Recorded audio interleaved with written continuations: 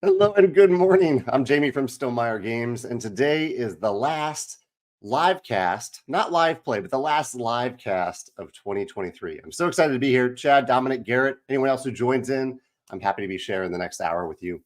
I say live cast and not live play because I am doing a Rolling Realms live play this week, 3 rounds as usual at 3 o'clock Central Time today, Thursday, and Friday. And we're using the new realm. So, for example, today will be Praga Kaput Regni, Fleet the Dice Game, and Underwater Cities. I'm really looking forward to playing through those live at 3 o'clock and also teaching them because we haven't played with them before. So I'll be teaching them.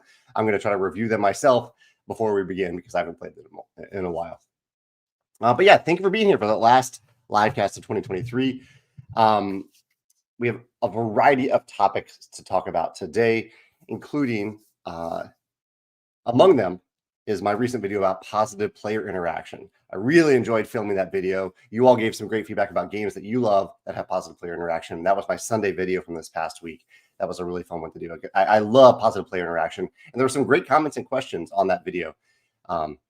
Yeah, so that was the most recent video that I did. Also did a recent blog post. What was that? Oh, I did a blog post about the top 5 most read blog posts over the last year in 2023, along with the most watched videos on the YouTube channel.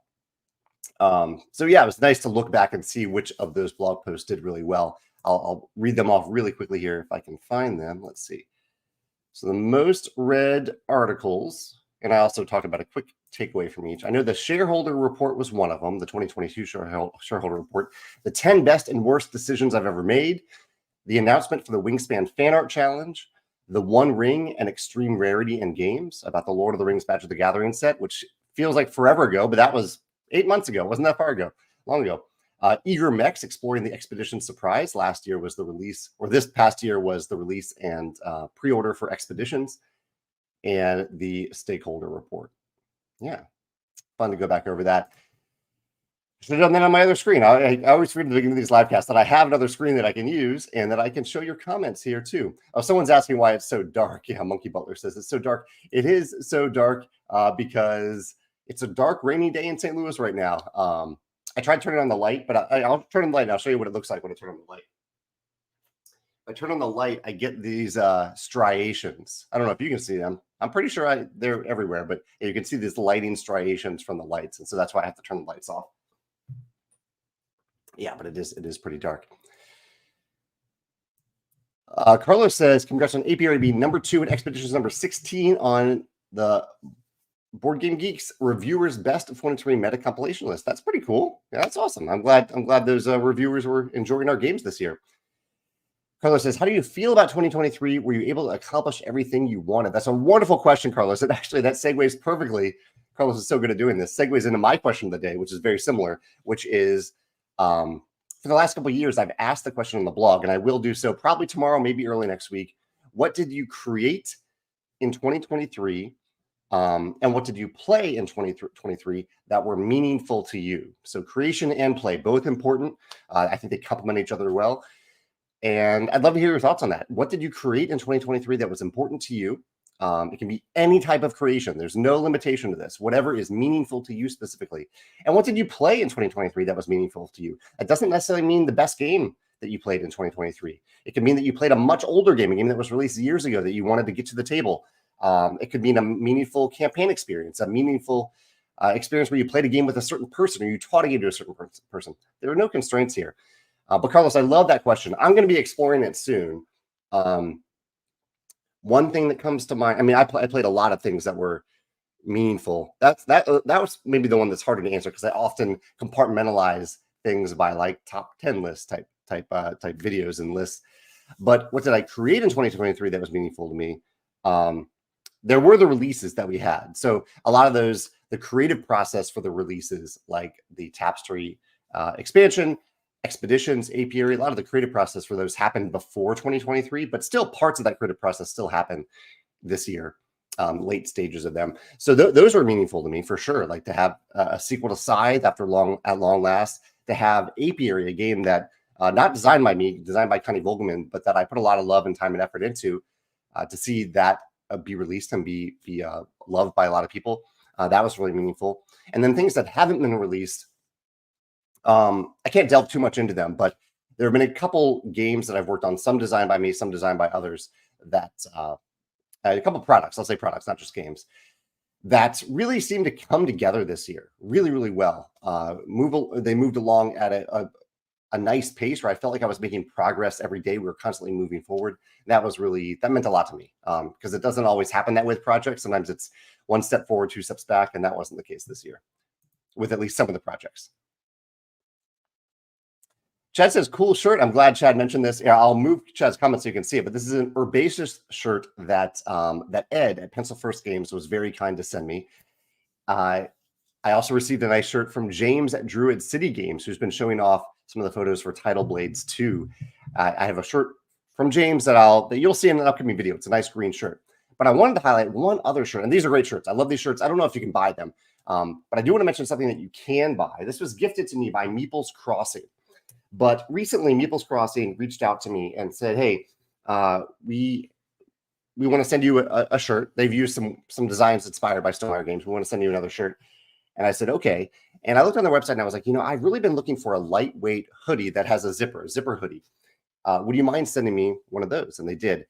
And I have some comfortable hoodies behind me, including a Stonemaier Games hoodie. This is the most comfortable hoodie I've ever worn.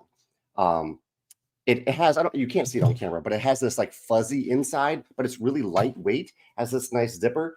And I love the design too. It's kind of this outdoorsy, gamesy. There's like meeples and games and outdoors. This hoodie I would highly recommend. If you were looking for a nice, comfy, lightweight hoodie, check out Meeple's Crossing. They didn't ask me to say that. They didn't ask me to market anything. They just sent me a free thing for sure.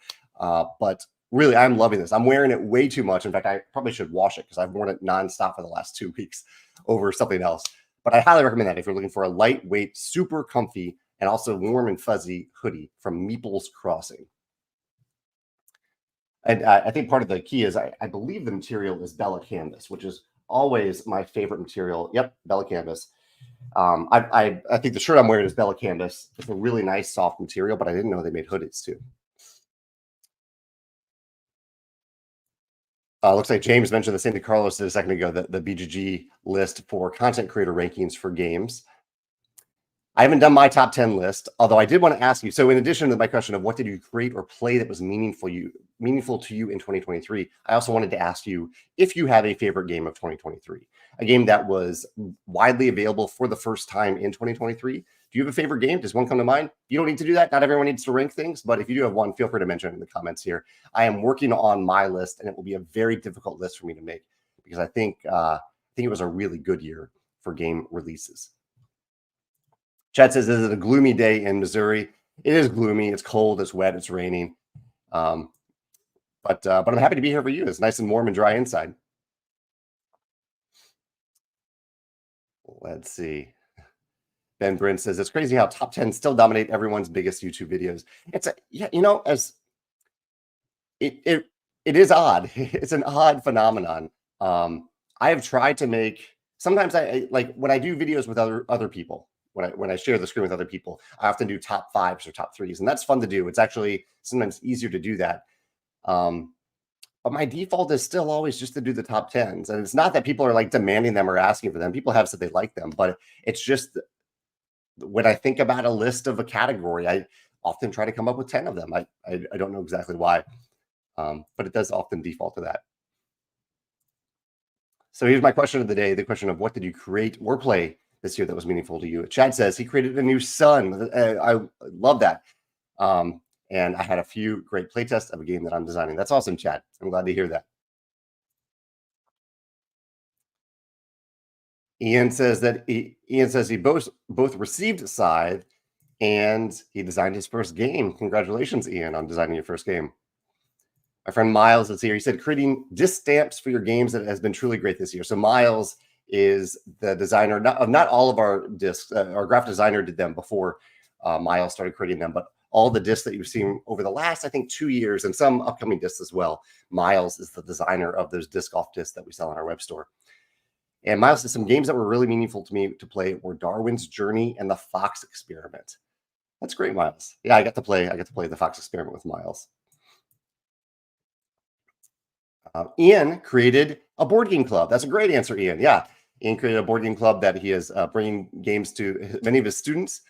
And he says, I was in a bit of a gaming funk and it helped me get out of it. That's awesome, Ian. I guess I can't read all these answers because you all are sharing, but I can't read them all on the screen, but I'll click through a few more of them. George says he created his first board game prototype and he brought it while it was very raw to the table. After the first few play tests, you see how much you need to change right from the get-go. A bummer, but exciting at the same time. Yeah, I applaud your courage for getting that to the table and for actually making it. That's the act of creation, right? Actually making something, not just thinking about it, but actually doing it, actually getting it to the table, actually painting that painting, having a son like Chad did. I applaud you for having the courage to do that, George. Julio says, my friends and I created a fan-made museum expansion for Wingspan. That's on Board Game Geek, I believe now, or it will be soon. And Julio said, I played Blood on the Clock Tower with a whole bunch of strangers and made a lot of new friends. That's a great example of a meaningful play experience from 2023. I love that. And that actually reminds me, I went to, this year for the second year, I went to the Gamers Ranch, kind of hosted an event for friends at the Gamers Ranch where we just went and played games for a few days. And that was really meaningful to me to bring friends together and play games with them, which I do at my game nights, but it was, a little bit more of an event format at a weekend to do that. And that was really meaningful to me. I really enjoyed doing that. Let's see. I have some people commenting on the hoodie that I showed off a second ago. Really, really nice hoodie. That's from Meeple's Crossing, the hoodie I mentioned. Let me share some games that I've been playing before I continue on with the comments. So I'd love to hear what you've been playing over the holidays. We played the Muppet Christmas Carol Spirit of Giving game, which was surprisingly good. Not that I expected bad things from it, but it actually had two really interesting mechanisms. One involving some positive player interaction where you can complete someone else's set. It's a set collection game instead of just completing your own set. And it also has a really neat onboarding mechanism where you start out with only one action that you could choose. And then a fourth of the way through the game, there's another action that you could choose. You don't get both actions. You choose from the two. And then there's a third one, then a fourth one. Really clever little game. We played Reviving Kathmandu. Kathmandu? I keep saying Kathmandu, but it might actually be Kathmandu. Played that recently. Really enjoyed that too. Neat drafting mechanism. You'll see videos about all these soon. Nekojima, the Isle of another cat island, and not the Isle of Cats. Maintain balance on the cat island. This is a dexterity game that I've played a few times. I played it only cooperatively so far. We've had a lot of fun with this. And then I played the standard side of Santa's Workshop and really, really enjoyed it. It was really easy to teach the standard side. I think the other side might be a little bit more complex to teach. I haven't played the other side with the developer, Paul, and had a great time with it. But I really enjoyed getting this back to the table and teaching it over the holidays on the standard version. And it's essentially, I think Miles may have mentioned this to me, and you're essentially getting two games in the box because the standard side really is different than the more advanced side of the board. Nathan says the two other teachers from work gifted or got Wingspan for Christmas. They keep seeing my old boxes in the classroom and said they got it because of that. That's awesome, Nathan. I'm glad to hear that. I always love to hear people discovering games or getting games they want, getting Wingspan, getting other games. Wingspan is often the answer to that question, but I love hearing about other games too. Let's see. Tim says that his favorites for the year were Darwin's Journey and Lunar Rush. Lunar Rush seems to be riding under the radar. Yeah, I've heard great things about Lunar Rush, largely from the brother of the designer, William, the Hungry Gamer. I do trust his judgment, even though he is somewhat biased for that answer, but I do want to try it, and I'm glad that you're enjoying it, Tim. Ian says that his favorite game of the year is Ticket to Ride Legacy for solo play. He's going to say Age of Comics and Apiary. Apiary on that list. I'm happy to hear that. Ian? Oh, my friend Chance is popping in here on this gloomy St. Louis Wednesday. Chance is in St. Louis as well. Thanks for saying this, Chance. He said, I'm continuing to make great games and making Stonemaier great. I'm seeing your games all over top 10 lists this holiday season. Yeah, it's been always neat to see that when I guess this year would be Expeditions and Apiary showing up on various lists. It's interesting to me that expansions fly so far under the radar on end of the year lists. Because I've hardly seen any like top expansions for 2023 lists. But we did have, I guess we only had one. We had the Tapestry expansion this year, but we also had the Wingspan fan art pack. Not really an expansion. Speaking of products that kind of toe that line, are they an expansion? Are they not?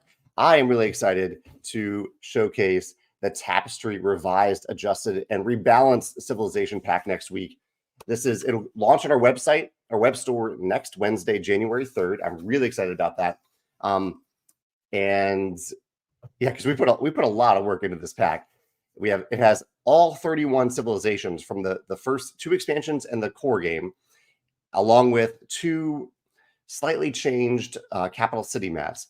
And yeah, it's just I'm really excited to show it off. A lot of the civilizations have small tweaks, but a lot of them have fairly meaningful tweaks. A few of them were completely redesigned. We said, no one's having fun with this civilization. Let's just completely redesign it.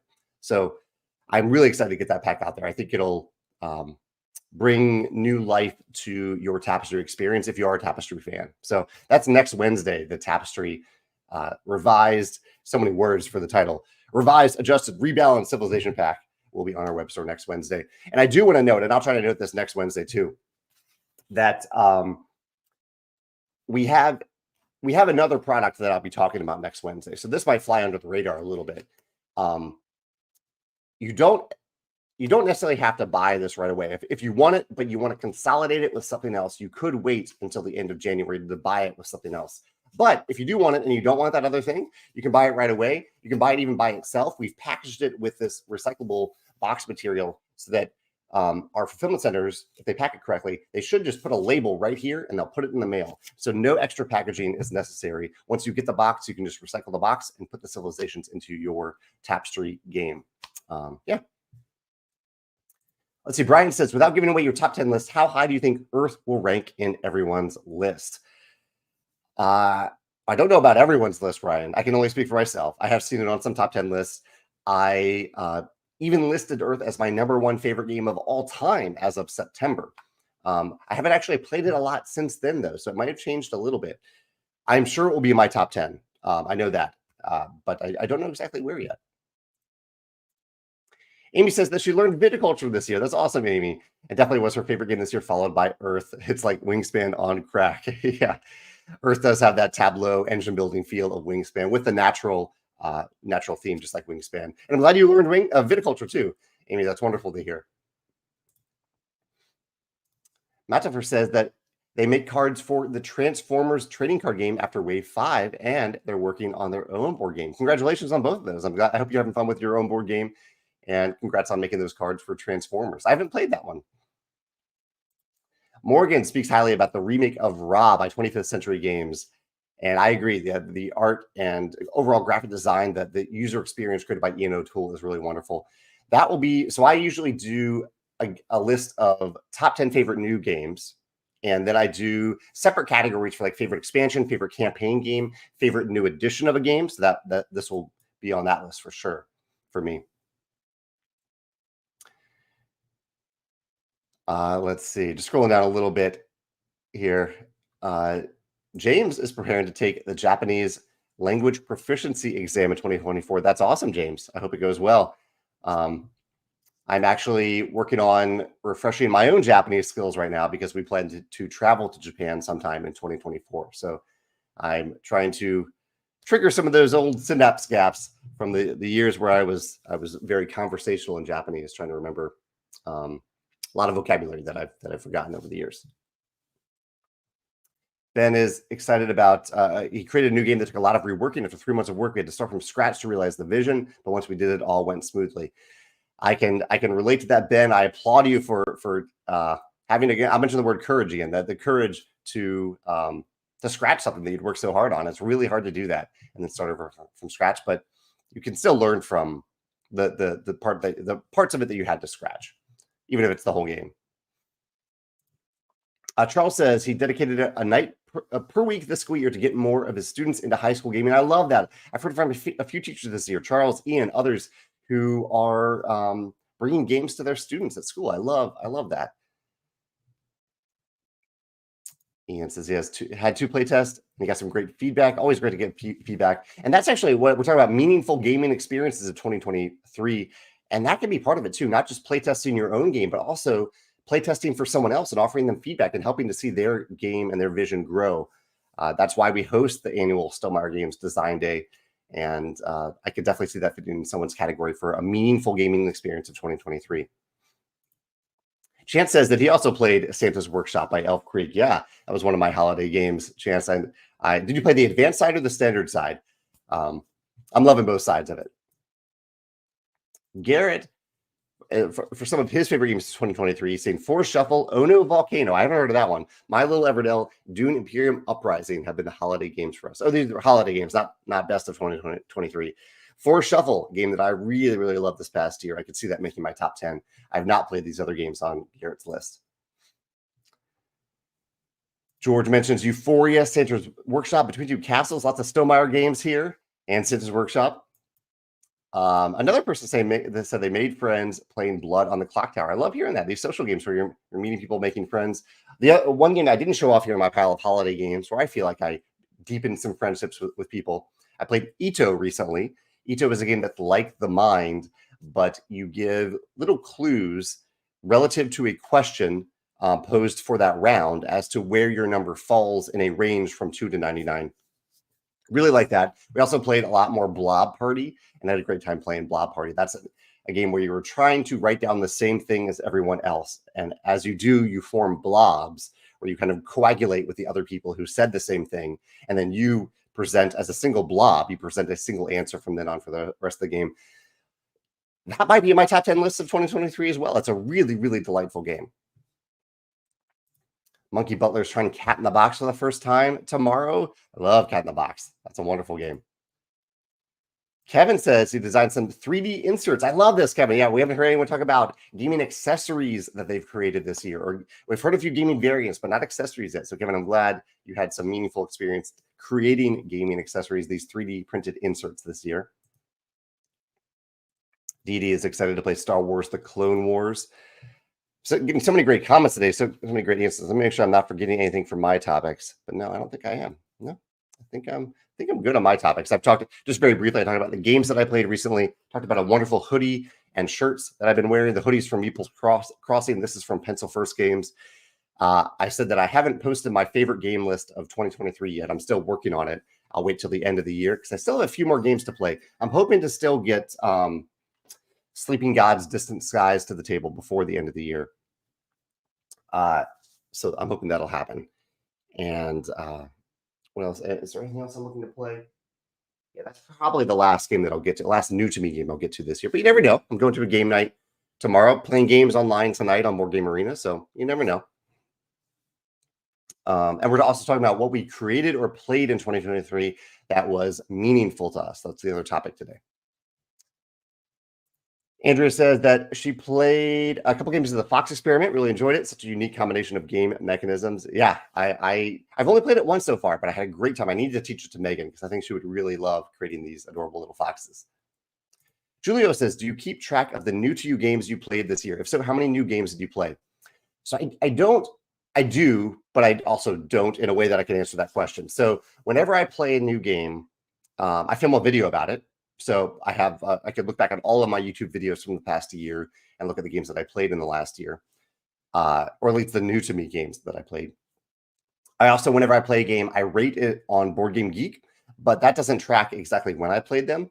And I also, if I think the game could be one that I want to return to or could be eligible for an end of the year list or a future list of any kind, I note it on a list. And so I have a long list of games that I really, really love from the last year that are in consideration for my top 2023 list, but I don't know how many there were. I'm guessing that I played around maybe 125 new to me games over the last year because I filmed 2 game videos a week, and oftentimes I do a third one on Saturday. So yeah, I would say around 100, 125 new to me games, but I couldn't name what they are. Yeah. Stetson is joining us from vacation. He says his favorites from the last year are Apiary. He loves the level up mechanism. I love that too, where the workers are getting stronger the longer you use them. And Last Light. Got to play that one recently. That was actually my video from yesterday about Last Light. Brian's been playing Viticulture this Christmas season. That's awesome. Been trying out all the different variants in Tuscany. We'll ultimately try all at once and looking to buy Viticulture World for that cooperative experience. I love hearing this, Brian. I woke up the other night. So I often wake up around 4 o'clock in the middle of the night with what I call business thoughts. So I'm either thinking about Stonemaier Games or I'm thinking about a game that I'm working on. It's not a particularly healthy thing to do because I'm often sitting there for about 30 minutes to an hour in the middle of the night. Walter gets on my chest and just purrs and purrs and purrs. Walter's my cat. And the other night, for some reason, I've never thought of this before. This has never occurred to me, but I woke up at 4 o'clock in the morning and started thinking about a viticulture deck building game. I don't know why. I don't know if it was in a dream or if I just started about it. It's probably something that nothing will happen with it, but my brain was just going off on a viticulture deck building game that I just could not stop thinking about. And actually, I've thought about it a little bit since then, which is odd. Brian mentioned viticulture here. The things that my brain comes up with in the middle of the night. Joshua got Cat in the Box for Christmas play. And he says his family is a little stubborn with playing new games. Instead, they tried really loud librarians and then moved on to playing Rummy. I haven't played really loud librarians. What's that one about? Here. Let's do my first screen share of the day. Really loud librarians. We'll look it up over here. Really loud librarians. 2023 release. Let's see what we're looking at. So let's go full screen. Your useless knowledge will win you useful points. Think fast, not hard in this merciless word shouting board game. Start by drawing a category card. Your team will then shout words from that category that begin with a letter on the racetrack. Here's the racetrack itself. Okay, I see. Move along the track every time you get a word right and race against your opponents to win. This is a simple game for versatile occasions. Play it as a 2-player game for a casual night in, or bring it along as a party game for big groups. Okay. Sounds pretty intense and loud. I can see that being fun for social gatherings. That's cool. Alan says he doesn't have a regular game group yet, newer to the hobby, but he hit 100 games played on Board Game Arena. That's a lot of games played. Alan, congratulations. And that's his achievement for the year. We're talking about meaningful play experience, meaningful achievements, creations from 2023. Chad was commenting about the Tapestry revised Civ box that I showed off a few minutes ago. Excited to share that in detail next Wednesday. Mark's excited about that too. Kevin says a few of his favorite games from this year are Expeditions, Earth, Apiary, and Moon. Honored to have 2 of our games on that list, Apiary, or Kevin. And I haven't actually played Moon. I've heard great things about it, but I played a lot of Earth. Nick is loving Scholars of the South Tigris from 2023.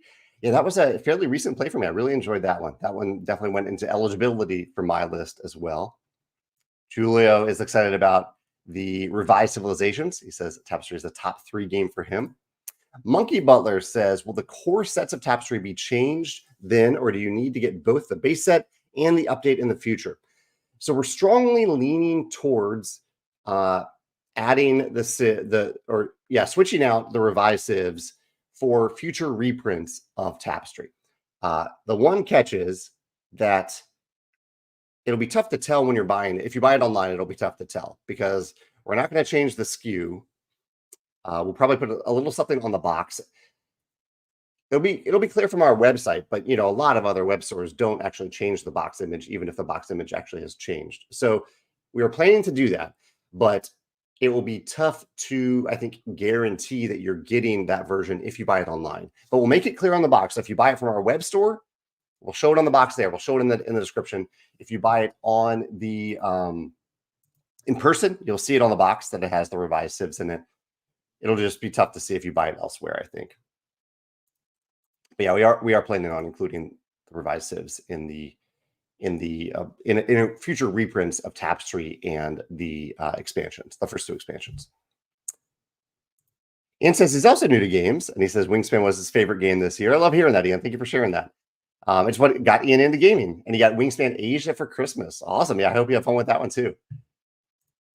Charles says, is that revised pack going to have the same delay to Board Game Arena that your games usually have? So Board Game Arena is a whole different animal from Stonemaier Games. And so, yeah, it could be years before it goes up on Board Game Arena, but not due to any intentional delay. I actually provided the revised civs for Board Game Arena many months ago, but it often takes them 6 to 12 months to implement something that I send to them. So I have no idea when they'll actually implement the revised civs on Board Game Arena, but they do have them. They have the developer has them and will hopefully put them on Board Game Arena at some point. Carol says, if you have the chance to try the new Challengers Beach Cup, I haven't. I need to try it. Carol says that her husband Ben got it for Christmas and thought the small changes were great. I'm picturing a 12-player game at Geekway this year. I'm in. I'm absolutely in if we want to do that. Use the either the original and Beach Cup. Use 2 Beach Cups. Yeah, that sounds amazing. But no, I haven't played it yet. Stetson's loving 20 Strong as his solo game of the year. I haven't played that one yet, but I've heard good things. Ian has a spoiler alert that isn't actually one, but I won't put it on the screen just to not scare anyone. But he says Ian has a showcase wall behind him. So whenever he, I guess, maybe teaches on camera or just looks at his games, he changes out his wall of games to a different theme each month. And Tapestry will be his showcase wall, is what he calls it, in the upcoming year. I'm honored to hear that, Ian. Excited to see what that looks like. Matthew just got Expeditions for Christmas. I hope you have fun learning and playing Expeditions, Matthew. You can learn it from the rulebook, from a watch it played video. You can learn it from the Dized free interactive tutorial. Lots of ways to get into your first game of Expeditions. Andrew's been enjoying Board Game Arena as well, including Viticulture. Any word of other Stonemaier games coming to Board Game Arena in the future? That's a great question, Andrew. My general agreement with Board Game Arena is that it's their information to release when a board game is coming to their platform. I think it's because they don't want me to say, oh yeah, X game is coming to Board Game Arena, and then that kind of puts pressure on them to actually release it in a timely manner. So we do have at least one game in fact, I know of 2 games in the works at Board Game Arena, but it's not information for me to share. So I think you will be probably seeing at least one of them in 2024. Typically, our way of doing this is after a Stonemaier game has been released for a few years, then we send the files to Board Game Arena to put it on their platform. Yeah. Trishul says, I saw that Viticulture had some expansion boards with cheese and apples and tomatoes. Are these compatible with the Essential Edition, and how may I get these? Yeah, these are the very original expansions designed, or actually one of them is the very original modular expansion for the Kickstarter in 2012. And then the other one, the Formaggio expansion, I believe, might be confusing that. It's a double-sided board. Formaggio on one side, other stuff on the other side. That came with Tuscany, the original Tuscany in 2014. We did not deem them essential for gameplay, and so we didn't include them in Tuscany Essential. But you can get them. You can download them from our website if you want. There's information about them on the Tuscany page of our website. You can also buy them via print on demand from Print and Play Productions. We've authorized them to sell this out-of-date expansion. It is compatible with the Viticulture Essential Edition. I would not say it's essential. I would highly recommend that you look into the files before buying it to see if it is something that you actually want to play with. I am the designer of it, and even I'm not exactly recommending that you play with it. I think Viticulture by itself is a great game by itself, and you can play it. It's great. I think playing Viticulture by itself is the best way to play Viticulture and show it to new people. And then when you're ready to level up, you could add Tuscany and the other expansions and like Viticulture Cooperative, Viticulture World, all that stuff. But if you're still looking for more Viticulture stuff, you can check out the files on our website or Print and Play Productions. Chad says, according to the progress chart on our website and our newsletter, it looks like the Expeditions expansion is moving along smoothly. Has this been a smooth running expansion, or have you been working on it for longer than it's been on the chart? I'm generally working on things longer than they've been on the chart, but for expansions, I don't know when I originally put it on the chart, but I generally don't start working on expansions until after the game releases. By then, I've had some separation from the game a little bit. I can look at it from the outside a little bit better, and I also am getting feedback from other people who are playing it, and I can look at it from that lens as well. So I don't think I really started working on the Expeditions expansion until May or June of this year. Yeah.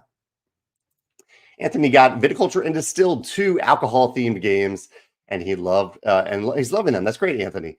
I also got to playtest his game for the first time last week. Congrats, Anthony, on getting your game to the table. That's awesome. I've mentioned the word courage. I'll say it again. It takes a lot of courage to actually create your game and get to the table, knowing that it's probably not going to play the way it played out in your head when you actually get it to the table. I'm experiencing that lately with the game that I'm playtesting. I'm having a lot of fun with it. A lot of fun going through that process of seeing, okay, I thought it was going to work this way. It doesn't actually work this way. Let's make it better. Let's iterate. Victoria is joining us from Switzerland today.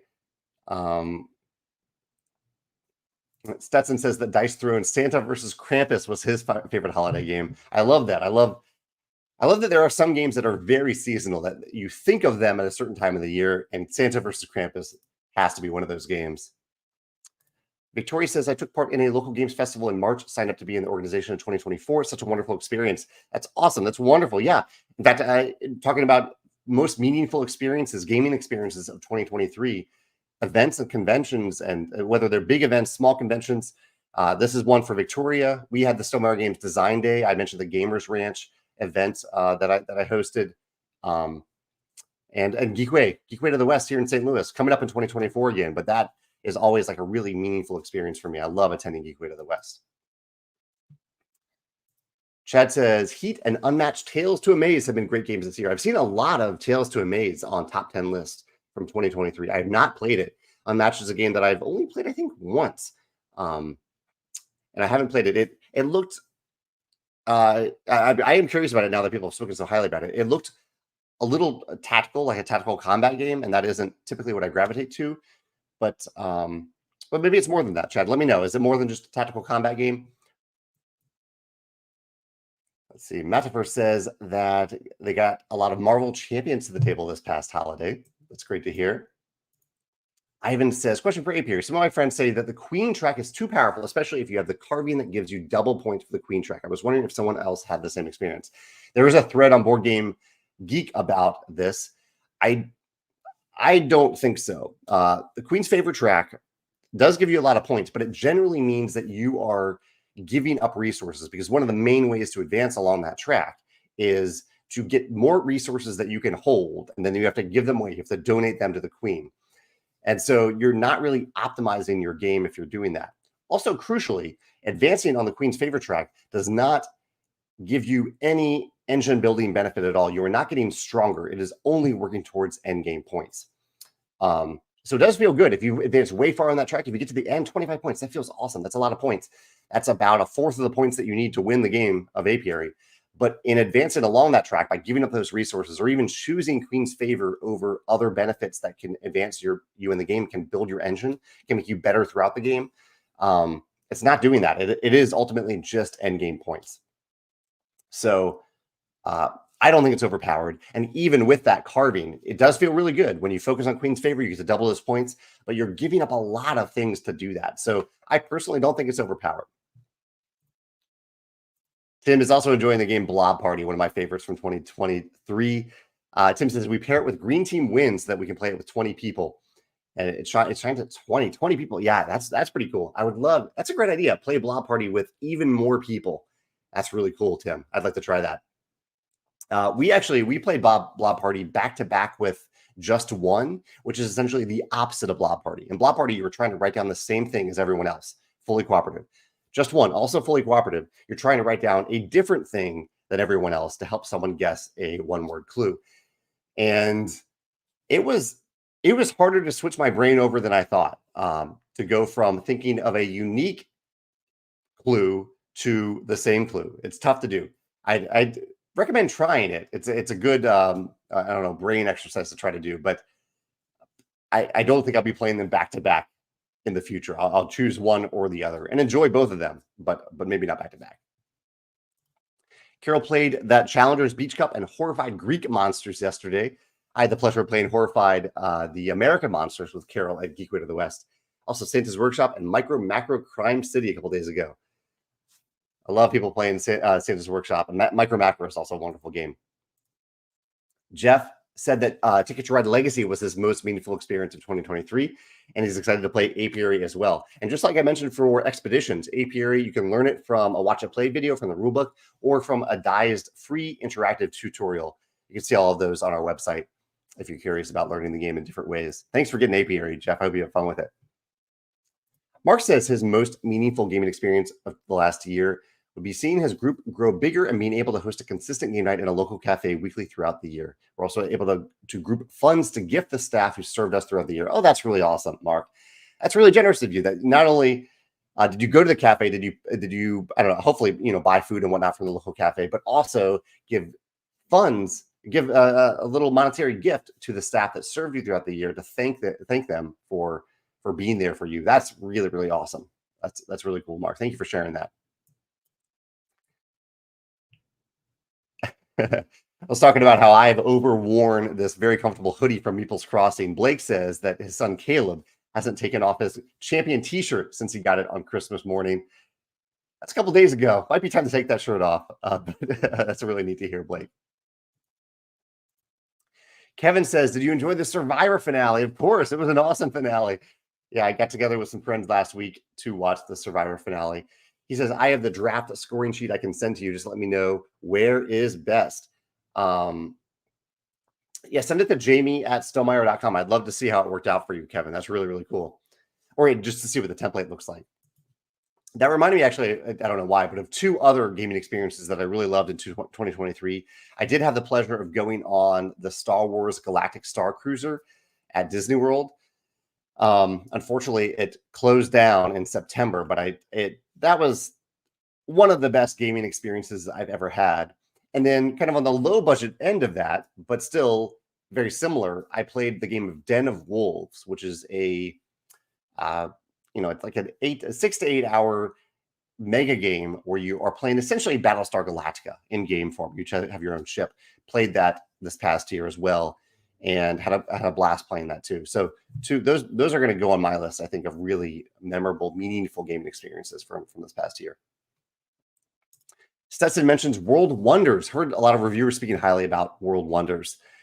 And like I do, Stetson's waiting until the very end of the year before making his top 10 list of the past year.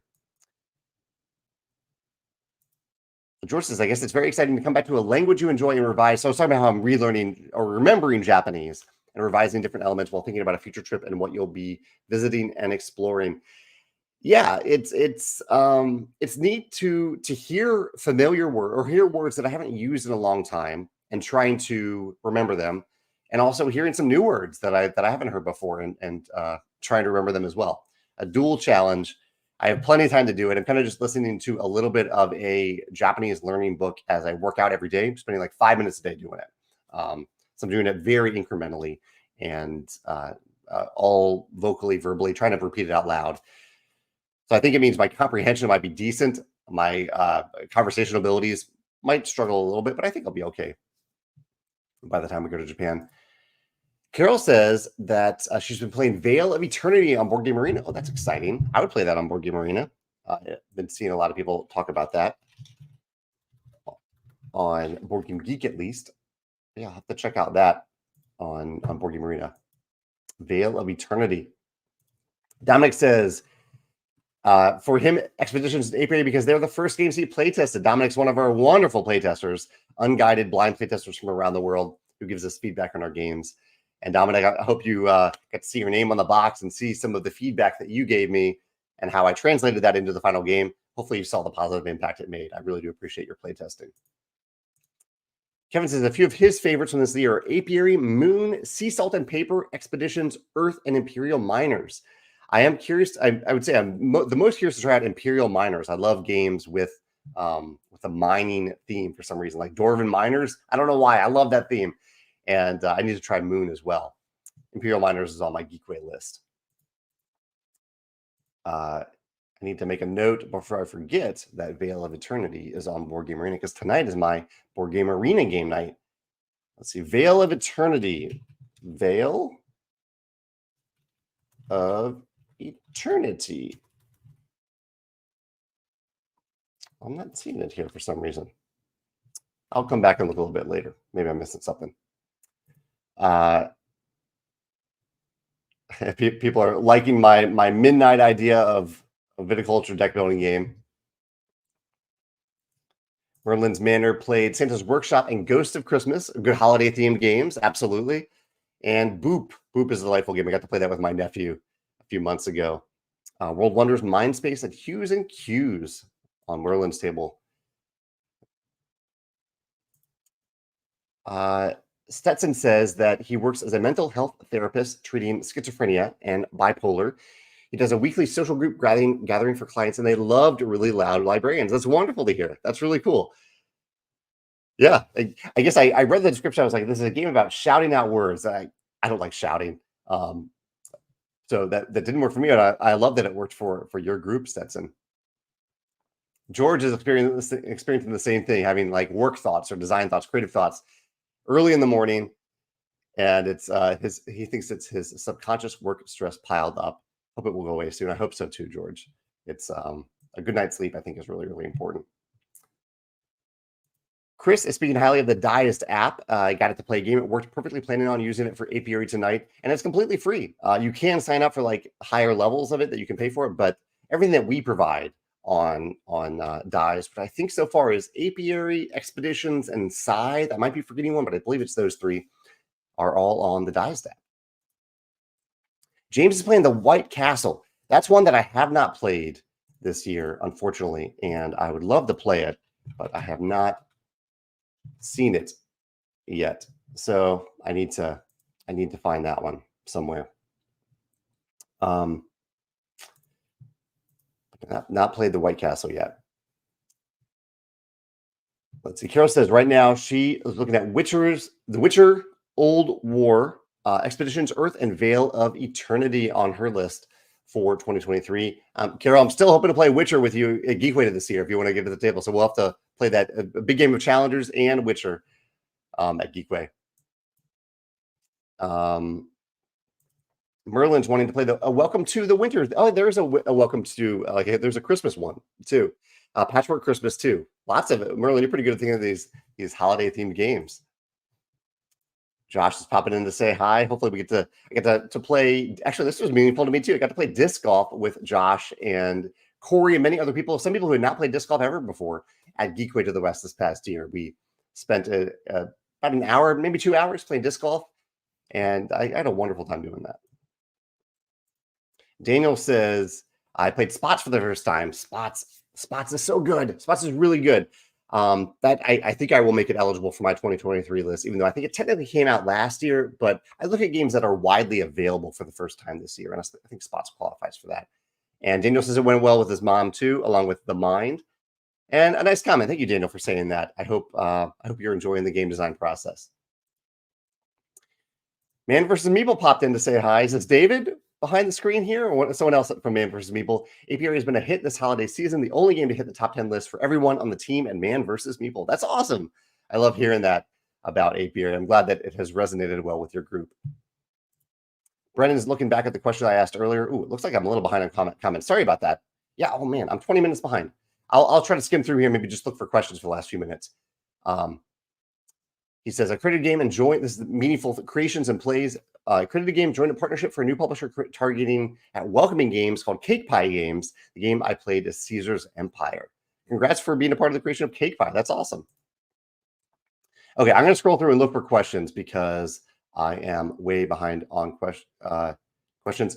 Ben says, would you consider adding a balancing system to the civilizations in Tapestry, like the faction auctioning system in Terra Mystica? So what we did, this is kind of along the lines of this, Ben. If you're looking for like a draft, maybe. But basically, I mean, that's what this pack is. This is a rebalancing of civilizations. So rather than asking for players to rebalance the civilizations, we did it. They're all balanced now, even better than before, maybe much better than before for some of them. So it's pre-balanced. You don't need to worry about drafting them or anything like that. You can if you want to, but you don't need to. But we also added a complexity rating to each of the civilizations. So if you're looking for a more complex civ, you can do that. If you're looking for, you have a long day at work, you can choose a simpler civ if you want. So we added that. Okay. Oh, Rocky has a nice comment about Tapestry. This is big Tapestry year. Love hearing that, Rocky. Let me just scroll through and look for questions real quick. Here's a quick one. Danny says, what do I think of sequels that focus on different mechanisms? Like Terraforming Mars has the dice game, Castles of Burgundy has the dice game, Apiary the dice game. Every now and then it works out. In my opinion, I will gravitate towards Sushi Roll over Sushi Go, even though I love both of them. But I love Sushi Roll. I love those big chunky custom dice. I do love custom dice. I think in general, though, they still require a lot of work, but they fly way under the radar compared to the amount of work that are done on them.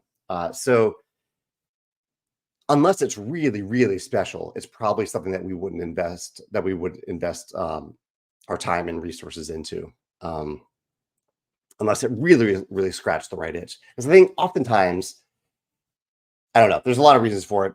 That's my quick answer there. But feel free to correct me on that. I'd love to hear what people think about that. If there's any game where a dice version of it or a different mechanical version of the same game came out, and you always go to that one instead. There are new editions of games that I've played that I've enjoyed quite a bit that I think replace the former and have even sold quite well.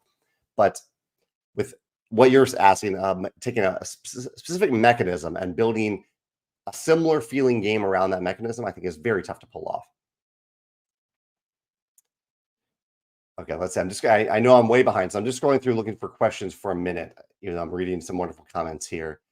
Here we go. Ian says, do you believe that every game should have a solo variant or a solo mode? I like using the word mode, so it isn't just variant seems to indicate that it's just something off on the side. A full robust solo mode, I think it is worth including in every game. I don't necessarily think that the designer of the multiplayer game should design the solo mode, but I think around 10% of gamers play games only solo or primarily solo. And so I think it is worth including 10% of people in every game, if possible. If it makes sense for the game. There are probably instances where it does not make sense for the game.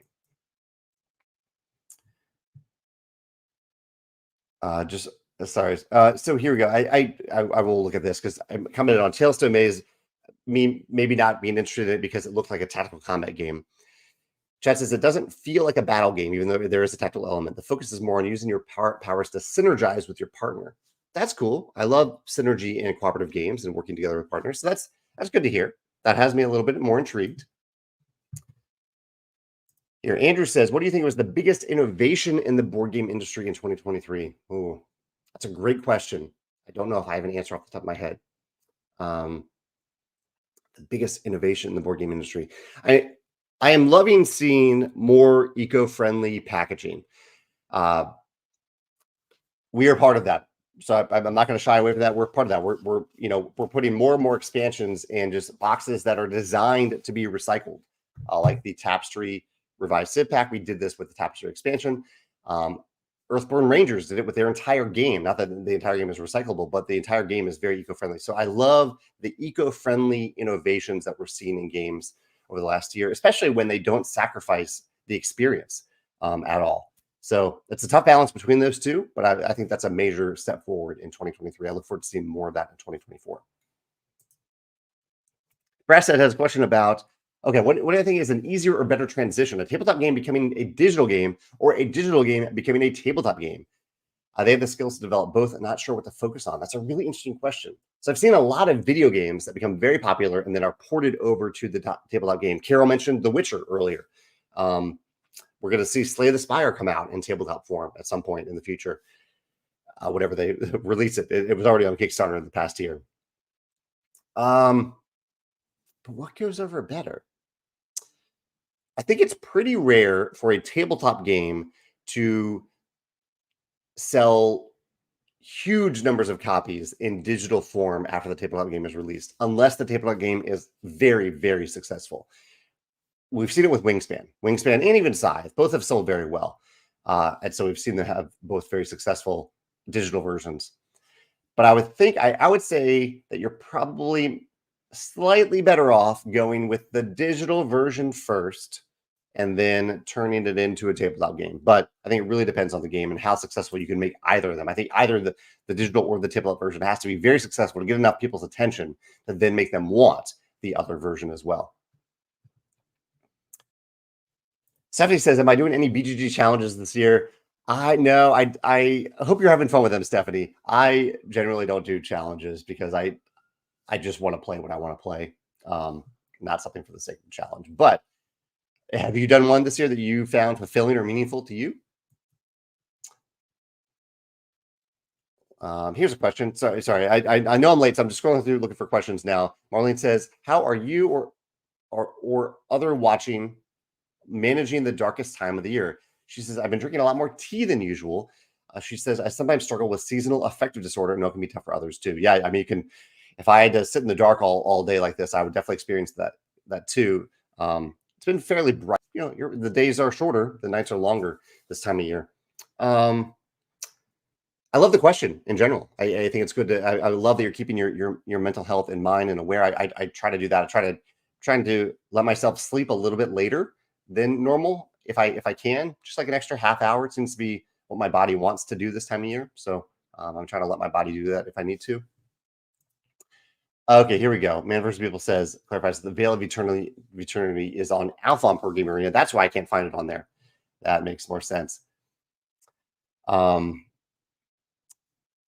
I do need to add that to my Geekway list. I'll add that to Geekway. Julio got that's not a hat for Christmas. It's a fun little game. Let's see. Any other questions for the day? James says, I would love to try disc golf. To usually play a game at Geekway to the West. This year was the first year that I've done it. So most of Geekway to the West is just sitting around playing games, which is lovely. But I thought, for anyone who wants to play, I'd love to get off my butt for a little bit and go play a big outdoor dexterity game of disc golf. And there happens to be a course that's like 5 minutes away from where the Geekway Convention Center is held. So we did it there. We played around there. So I think I'll do it again this year. How will I get the word out about it? I can't remember how I got the word out about it last year. Maybe I talked about it on the e-newsletter, maybe this live cast. I'll do probably a combination of the two. And maybe I'll try to pick a specific time and just stick with it as long as the weather holds up. That seemed to work well last year. So I do hope to do it again this year. We had a lot of fun with it last year. Yeah. Just scrolling through, looking for a few more questions here. Tony says, have I tried or tested any variants for Rolling Realms? I am really happy with Rolling Realms the way it is. I do sometimes pull in the risky rewards and play with them. Sometimes, not every time, but that I would say it's not even a variant. It's a mini expansion that I play with sometimes. But I have also played lots of promo realms designed by other designers in the every 10th live play. I tend to do that, but I haven't played other variants beyond that. Ivan says, have I played Dune Imperium Uprising? I have not yet. I have not yet played that. Ian says, the developers went with very interesting direction. Instead of making another expansion, they kind of reworked the whole game. What do I think about that? I think new additions for existing games, sometimes a good idea. I think maybe they marketed it a little bit confusingly. People weren't sure if it was an expansion or not. Just call it the new edition. People will get that. People understand that. Ivan says, can we expect a rework for some Stonemaier games in the future? I don't think so. No, I put a lot of time and effort into making our games once that I don't really look to revisit them for a full rework. Even just the process of reworking the civilizations for Tapestry was a lot of work, maybe even more work than will justify the final product. But I hope it'll bring joy to people. I hope people will enjoy playing with the rebalanced civilizations that you can find in the Tapestry Civ pack. Mark says, will there be promo realms releasing in January? So we just released promo realms at the beginning of December, Mark. So we don't do it back-to-back months. So you won't see them in January. But I am excited to do live plays today. So if you want to join me in a few hours, 3 o'clock today. So in 4 hours, I'll be doing live plays or a live play of Praga Kaput Regni, Fleet the Dice Game, and Underwater Cities. That'll be on YouTube and in the Facebook group, the Rolling Realms Facebook group. Jay says, do I have a favorite game published prior to 1995? His is Crude. I think that's right around the time that Catan came out. So Catan might be on the border there. Scotland Yard, classic card games like Poker, Hearts. Those are going to be on the list. Yeah, those are the ones that come to mind off the top of my head. Magic was released around that time, maybe 1993. So I put Magic on that list as well. Magic the Gathering. George said he enjoyed my recent interview with Jay Bell from Panda. That was a fun one. That was a lot of fun to do with. That was Jay and Panda. Chad says, would simultaneous turns be one of the biggest innovations of 2023? This was a big year, I would say, for tableau building and simultaneous turns, sometimes in the same game, like with Raising Robots and Earth. And I am loving the mechanism. I love that you can put a more complex game, a heavier game, into a shorter playing time with simultaneous actions. Jay says, have I ever considered releasing an expansion that includes a better insert for the base game? I've thought about it. I've certainly thought about it. I think the challenge, though, is the box. If you make the box for an expansion really, really big, it adds a significant cost to it. So an expansion that would otherwise be $20 could be $40 just due to making the box big enough to hold all the game's content. The closest that we've kind of done with this is with the Wingspan nesting box, where with the first printing and only the first printing, we included Wingspan Asia inside the box. So you could buy Wingspan Asia and get the nesting box too, or buy nesting box, get Wingspan Asia too. That's the closest we've come to doing it. Joseph said that he got apiary for Christmas, or for his wife's Christmas. That's awesome. Or from his wife for Christmas. I hope you have fun playing it, Joseph. Scroll through, look for a few more questions here. Justin really likes, speaking of eco-friendliness, yeah, this is part of it.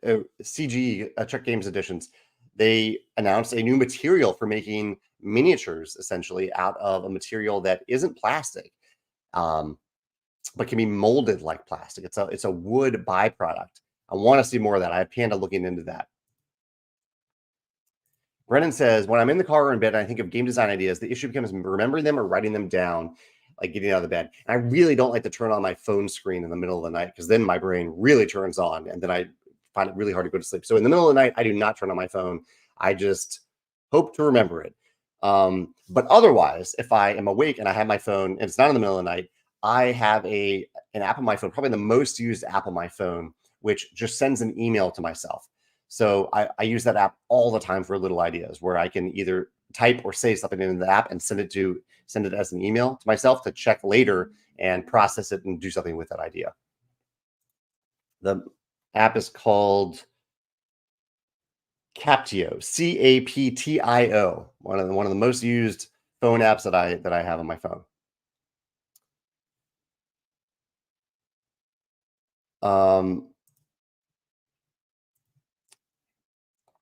Let's see. Edgar says, what was my favorite non-board game related experience or discovery this year for books, movies, or gadgets? Favorite non-board game related experience or discovery? You know, I do list for books, movies. I'll do a list for my favorite TV shows of 2023. I haven't done those lists yet though, so I don't exactly know. Actually, no, I can say something. I did the Alamo Draft House sent an email recently about favorite movies. And you know, the movie I had the most fun watching this past year, and there were very high on the list. Barbie was really high on the list. There were a few others that were really high. The Mission Impossible movie, really enjoyed that. Some comedies too. But the number one movie I think that on every level I enjoyed was the Dungeons and Dragons movie. I laughed so hard. I had fun with the action. I thought it was really well done, well acted, well directed. I had a blast with it. I think that's maybe the only movie from 2023 that I've actually wanted to rewatch in 2023 so far as well. I do want to rewatch Barbie, but I haven't done it yet. But yeah, I think the Dungeons and Dragons movie is maybe my top movie of 2023. Great question. I don't have an answer for the other categories yet, Edward, but I do like the question. I do want to say I just blocked a comment because I didn't really like this comment, but someone asked, are solo games only for those who are disabled or they don't have any friends or they're at home by themselves? This is a common misconception about solo games, and I think it's a fairly offensive question to ask. I'm going to say it out loud because I want to answer it and address it. But no, solo games are not just for those circumstances. Solo games are for when you get a lot of enjoyment playing a game solo. That's the entire point of it. Plenty of solo gamers have friends. They are very active in gaming communities. Some may not actually be near other people, or they may not be near a game store where they can go play, or game cafe where they can go play. But the core idea of solo play is that is how you get enjoyment out of playing the game. I hear this a lot in particular about campaign games. It's very tough to get together with a group of the same people to play a campaign game, or even one significant other if you have a partner to play a campaign game with. But if a campaign game can play solo, you can play it on your schedule at any time as you wish and have a great time with it. So this is a huge, I hope we can get over this misconception about solo games. And this is coming from someone who doesn't really play all that many games solo. But it's just a different way to play games. And if you find that meaningful or fun, go for it. There's no shame behind it. There's no stigma behind it. It is a way to play a game and have fun with it. It's like saying, oh, you only play games 2 players. Oh, you must not have many other friends. That's not it at all. It's that you enjoy playing games 2 players. That's why you might do it. And maybe the closest comparison I can share to hopefully make it make sense a little bit is that oftentimes you play video games by yourself, right? When I play a digital game, it's just me playing it, and I'm having a blast playing it. I often don't want to play that video game with other people. I just want to play it on my time, on my schedule. I want to be able to pause it as I wish. I want to have that kind of private experience of the video game, and I am playing it solo. That is my experience of playing that game. Anyway, let's get past that. Yeah, we'll move past that. Sorry to go off there a little bit. Mark says, what are your thoughts on games being offered as a free print and play after crowdfunding, like Encyclopedia and Chroma Mix? I think it's an interesting strategy. I similar to like digital games. I think the intended experience of playing a game is if for a publisher to put out a game is to play it on the tabletop, right? You've put all this investment into how you want people to experience the user interface for this game. That is the tabletop version.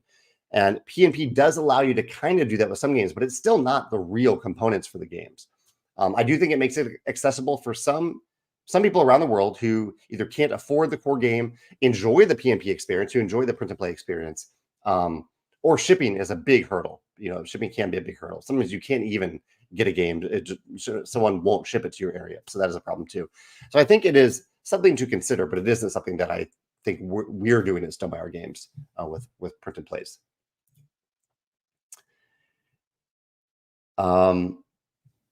Here, there's another. I love this. Andrea says she'll add that a solo gaming is a great way to learn a game to teach others. Absolutely, yeah. That's I love that answer, Andrea.